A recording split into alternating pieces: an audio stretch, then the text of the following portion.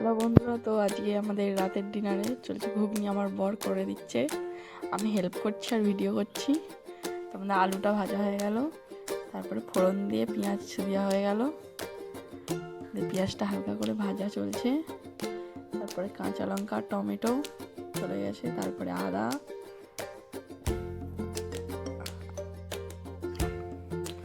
তো হলুদ লঙ্কা চলে যাচ্ছে ঘুগনির মধ্যে।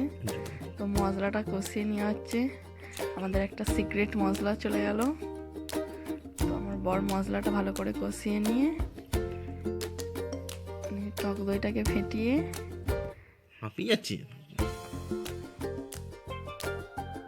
টক দইটা ফেটানো চলছে।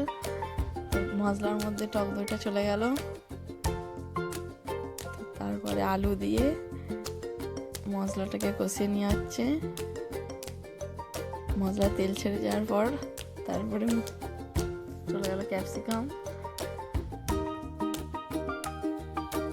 মটর চলে গেছে, ঘুগনি জল ঢালা হয়ে গেল।